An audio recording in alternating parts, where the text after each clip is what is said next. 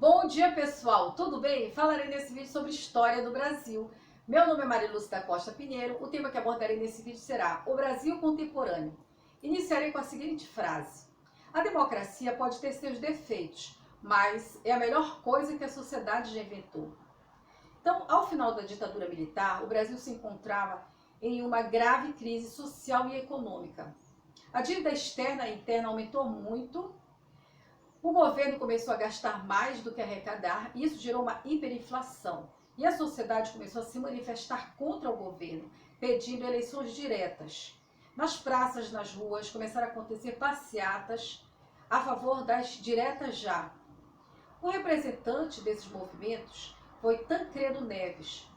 Ele era um político que representava a Aliança Democrática, que fazia parte de ex-políticos do PSD, né? Ex-representantes do PSD, que era o partido do governo, e também candidatos do PMDB. E em oposição, né, às diretas já, tinha aquele que era a favor das eleições indiretas, que eram os candidatos do governo, né, do PSD. E quem representava foi Paulo Maluf. Paulo Maluf era o candidato do PSD, né, que defendia as eleições indiretas. Então, o que aconteceu foi que se reuniu em Brasília o colégio eleitoral para decidir quem seria o novo presidente do Brasil.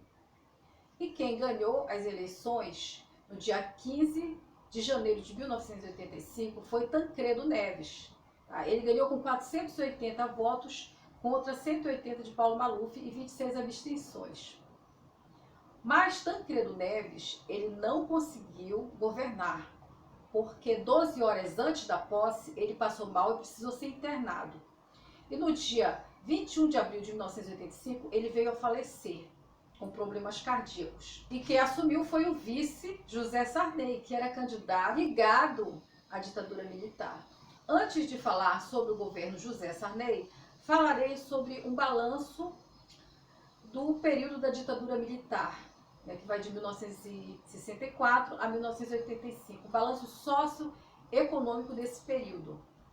E a seguir falarei sobre o governo José Sarney. Balanço socioeconômico de 1964 a 1985. O balanço socioeconômico das realizações do regime militar de 1964 a 1985 revela as profundas distorções do modelo de desenvolvimento adotado. As grandes conquistas modernizadoras desses 20 anos situam-se principalmente nos setores de infraestrutura, energia, transporte e telecomunicações. Os grandes problemas situam-se nas áreas sociais, educação, saúde, alimentação, etc. A alimentação. A maior parte dos latifúndios é improdutiva ou não se dedica à produção de alimentos para a população. Os latifúndios produzem culturas de exportação, como a soja, ou são destinados para a plantação de cana-de-açúcar, utilizada na produção do álcool combustível. Consequência, mais de 50 milhões de brasileiros passam fome, embora vivam num país com imensas potencialidades agrícolas. Comunicações. Expansão e modernização do sistema de comunicações, telefones, telégrafos, correio, antenas, micro-ondas, satélites, etc. Integração do Brasil ao sistema de comunicação internacional. Destaque para a ECT, Empresa Brasileira de Correios e Telégrafos, Telebrás, Telecomunicações do Brasil e Embratel, empresa subsidiária da Telebrás. Concentração da renda. Piorou nas últimas décadas a concentração de renda em mãos de uma minoria de ricos. Em 1960, a metade mais pobre da população tinha 17,4% da renda no Brasil, passando em 1990 a ter bem menos, 10,4%. Enquanto isso, os 5% mais ricos, que tinham em 1960 28,3% da renda, aumentaram ainda mais sua participação. Em 1990, controlaram 39,4% da renda. Conclusão: os ricos ficaram mais ricos e os pobres mais pobres. Educação. Persiste no Brasil o descaso pela educação pública. Milhões de crianças não frequentam escolas por falta de vagas. Das crianças que conseguem matrícula, só uma reduzida minoria consegue os estudos. Em geral, de cada 1.000 alunos que entram na escola primária, só 50 concluem o segundo grau e 18 terminam o curso universitário. Energia. Aumento da produção nacional de petróleo, construção de grandes usinas hidrelétricas, Itaipu, Tucuruí, etc. Criação do Proálcool, instalação das usinas nucleares de Angra dos Reis. Terra. Acentuou-se a concentração da propriedade rural em mãos de uma reduzida minoria de latifundiários. Os latifúndios passaram a ocupar quase metade de todas as terras agrícolas disponíveis. Transportes. Crescimento da rede rodoviária, construindo-se estradas integrando as diferentes regiões do país. Modernização da indústria naval. Desenvolvimento do setor aeronáutico, merecendo destaque a Embraer. O governo José Sarney, 1985-1990. A maneira como aconteceu a transição da ditadura militar para o governo civil decepcionou a maioria das oposições políticas. José Sarney tomava posse da presidência da República. Por que a decepção? É que o passado político de José Sarney não o qualificava para assumir a liderança do novo Brasil. Muito pelo contrário, Sarney fez sua carreira política oferecendo apoio direto ou indireto à ditadura militar. Era o presidente nacional do PDS e foi liderando o PDS que ajudou a derrubar a emenda constitucional que restabelecia eleições diretas para presidente. Preferiu ouvir a voz da ditadura agonizante do que a exigência do povo gritando direta já. Por esses e outros motivos, José Sarney não era exatamente o presidente civil que a maioria da sociedade sonhava para conduzir o país à vida democrática.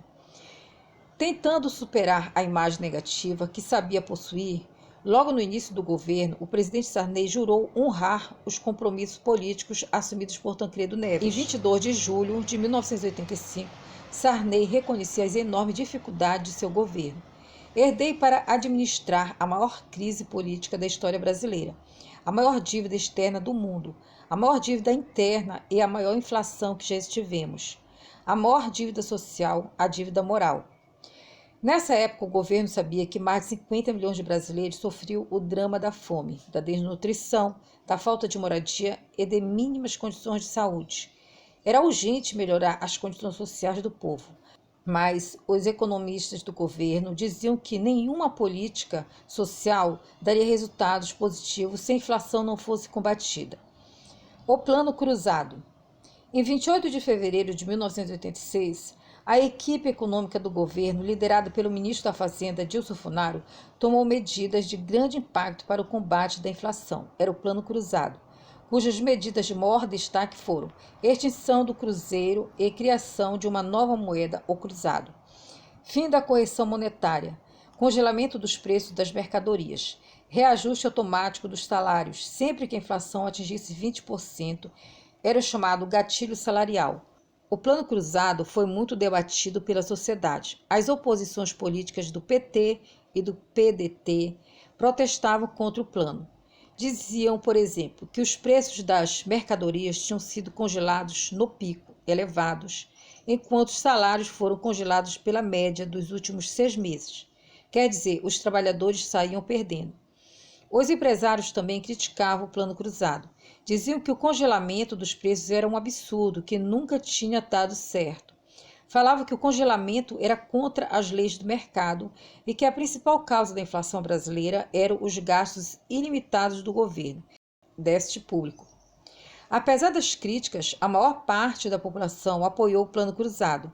O consumidor acreditou no congelamento dos preços e foi às compras com as tabelas oficiais de preços para fiscalizar e protestar contra as remarcações. A alegria do povo durou pouco, logo vieram as desilusões.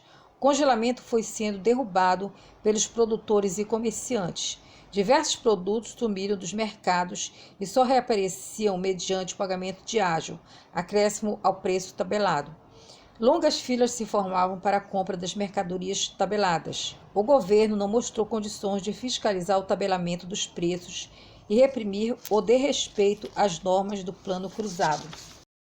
Em 15 de novembro de 1986, seriam realizadas eleições gerais no país, eleições de enorme importância política, pois seriam eleitos novos governadores de estado, senadores e deputados federais para a Assembleia Nacional Constituinte, para a elaboração da nova Constituição Federal, além dos deputados estaduais. O governo não queria perder essas eleições, por isso não mexeu no plano cruzado, que ainda contava com grande apoio popular. Realizadas as eleições, a maioria dos parlamentares eleitos pertencia ao PMDB e ao PFL, ex-PDS, partidos que davam sustentação política ao governo. E então o governo baixou o Plano Cruzado 2, reajustando os preços das tarifas públicas, do álcool, da gasolina e de uma série de outros produtos. O novo plano não contou com o apoio da população. A sociedade sentiu-se enganada pelo governo. A inflação voltou a subir.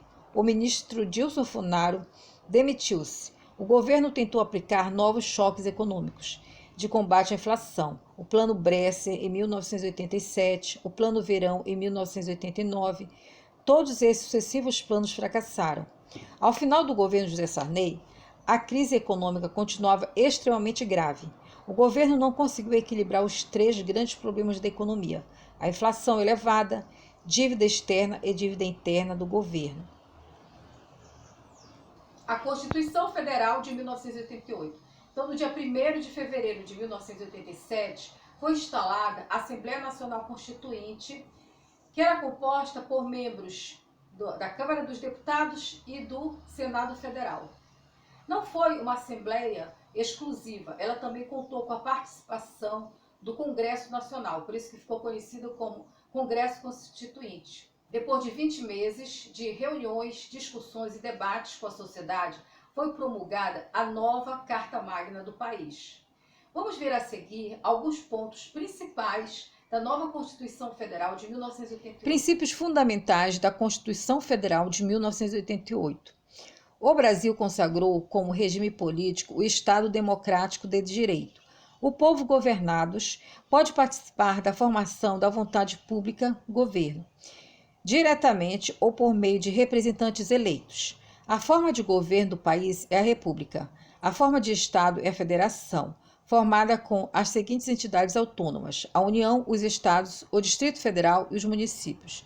São poderes da União o Legislativo, o Executivo e o Judiciário, cada qual responsável pelas seguintes funções típicas: função legislativa, função administrativa e função jurisdicional.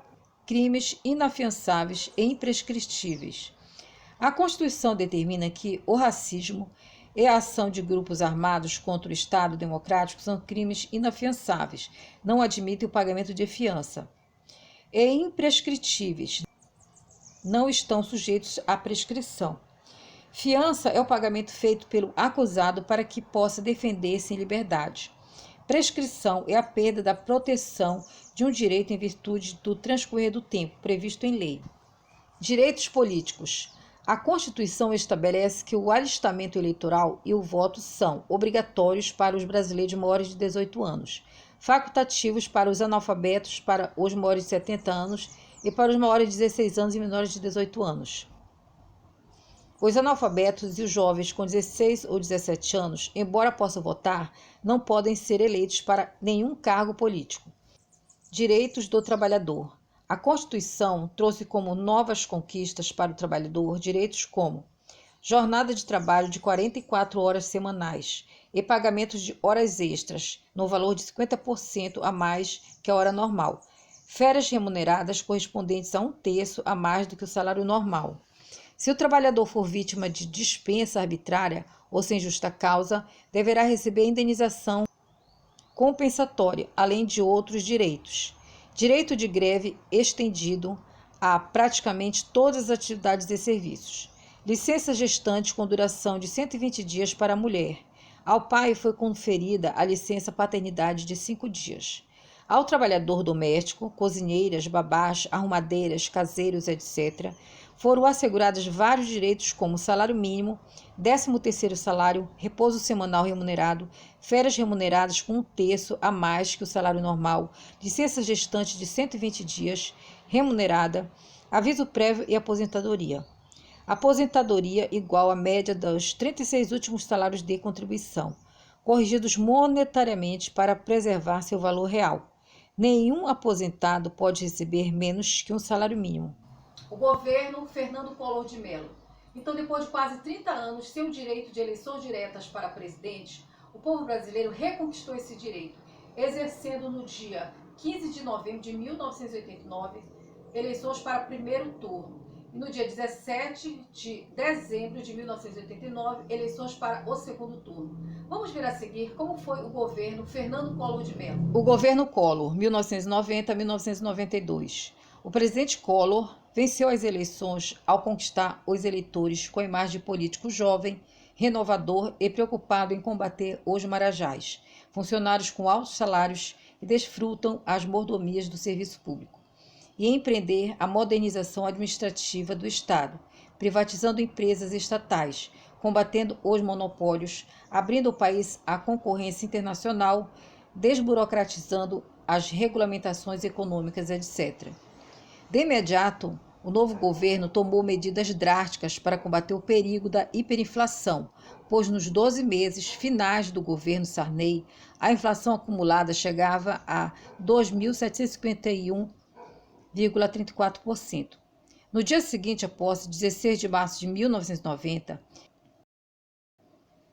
Collor anunciou um plano econômico avassalador, que, entre outras coisas, bloqueou contas e aplicações financeiras nos bancos, confiscou cerca de 80% do dinheiro que circulava no país, extinguiu a moeda vigente, o cruzado, restabelecendo o antigo cruzeiro.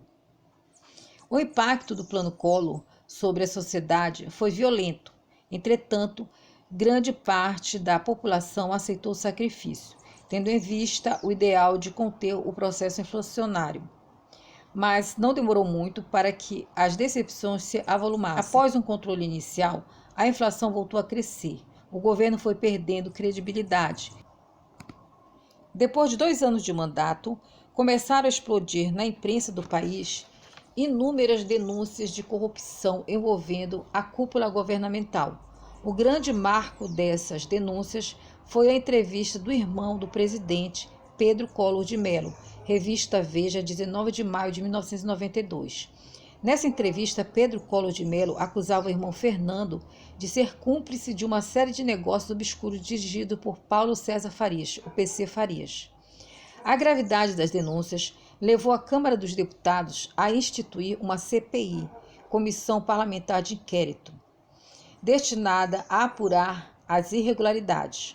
Aos poucos foi sendo demonstrada e exposta à indignação pública toda a rede de corrupção, sonegação fiscal e contas fantasmas do esquema PC. Enquanto prosseguiu as investigações, as principais ruas e praças do país foram tomadas por multidões que exigiam o impeachment, afastamento de Collor. Nesse movimento popular, destacou-se a presença dos estudantes, posteriormente chamados de cara-pintadas, por terem seus rostos pintados de verde e amarelo, clamando por ética e dignidade da vida pública. Ao final dos trabalhos, a CPI votou a incriminação do presidente Collor por esmagadora maioria de votos, 16 a favor e 5 contra. Estava aberto o caminho legal para o processo de impeachment. Por fim, em 29 de setembro de 1992, o plenário da Câmara dos Deputados aprovou a abertura do processo de afastamento do presidente, com 441 deputados votando contra sua permanência no governo. Assim, Fernando Collor foi impedido de exercer a função de presidente da República para ser julgado pelo Senado Federal. No dia 2 de outubro de 1992, o vice-presidente Itamar Franco assumiu a presidência da República, governando interinamente até 29 de dezembro, quando, durante julgamento no Senado Federal, Collor enviou sua carta à renúncia. Mesmo após a apresentação da renúncia presidencial, o Senado prosseguiu o julgamento de Fernando Collor, cassando seus direitos políticos por 8 anos. O governo Itamar Franco. Então, durante os 3 meses em que aguardava o desfecho do impeachment de Collor, Itamar Franco ele assumiu interinamente o país. No dia 29 de dezembro de 1992, com a renúncia de Collor, Itamar Franco assumiu no plano jurídico o comando pleno da nação. Vamos ver a seguir como se deu o governo Itamar Franco. O governo Itamar Franco, 1992-1994. Com reputação de homem honesto e nacionalista, Itamar Franco procurou montar um governo de entendimento nacional, um governo que agradasse ao maior número de partidos políticos. Assim, convidou para compor seu ministério figuras das mais variadas tendências ideológicas vindas de todos os partidos políticos. O presidente Itamar Franco recebeu o governo com uma pesada herança de graves problemas socioeconômicos. Citando alguns exemplos, a persistência da inflação, com índices mensais de 26%, as altas taxas de concentração de renda, a recessão econômica e o desemprego, o agravamento do problema da fome, afetando metade da população do país, e da indigência, atingindo 32 milhões de brasileiros. A nomeação do senador Fernando Henrique Cardoso para o Ministério da Fazenda deu novo fôlego ao governo de Itamar Franco.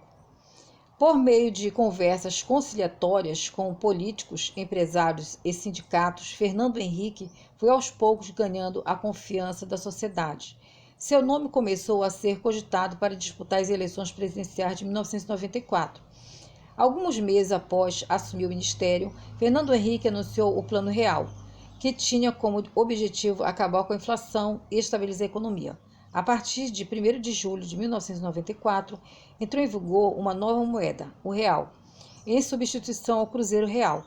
Diferente dos planos anteriores, não houve congelamento de preços ou de salários, nem confisco de poupança. Acolhido com desconfiança pelas oposições políticas, o Plano Real foi ganhando cada vez mais apoio da população. A inflação desabou de quase 50% em junho para índices próximos de 4% ao final de julho. O ano terminou com uma inflação semestral de menos de 20%. Impulsionada pelo Plano Real, a candidatura de Fernando Henrique cresceu sem parar. Seu principal adversário, Luiz Inácio Lula da Silva, experimentou quedas cada vez maiores nos índices das pesquisas. O resultado não poderia ser outro. Fernando Henrique venceu logo no primeiro turno, realizado em 3 de outubro, com quase 55% dos votos. Itamar Franco deixou o governo com popularidade altíssima, há muito não vista no país, foi aprovado pela maioria. O governo Fernando Henrique Cardoso. Não vou falar aqui do governo Fernando Henrique Cardoso, vou deixar para o próximo vídeo. Mas eu vou adiantar para vocês dizer que Fernando Henrique Cardoso ele passou a governar no dia 1º de janeiro de 1985, com um enorme desafio, o de equilibrar a inflação, de manter estabilidade econômica e cortar gastos do governo. Com uma inflação de 1,5% ao mês, ele vai tentar negociar os reajustes com o Congresso renovado. Ele trouxe junto com ele grandes nomes da política para compor o seu governo. E o que acontece é que Fernando Henrique Cardoso ele tem um grande desafio pela frente, inclusive de aumentar o salário mínimo, porque era o mais baixo do mundo. Então, assim, Fernando Henrique Cardoso começa o seu governo. E no próximo vídeo, vou dar continuidade a esse assunto. Vou começar pelo governo do Fernando Henrique Cardoso, até os dias atuais. Então, gente, é isso. Nesse vídeo fico por aqui. Se vocês gostaram desse vídeo, clique em gostei. Se inscreva no meu canal, façam comentários. Não esqueça de ativar o sininho. Beijos para vocês e até a próxima.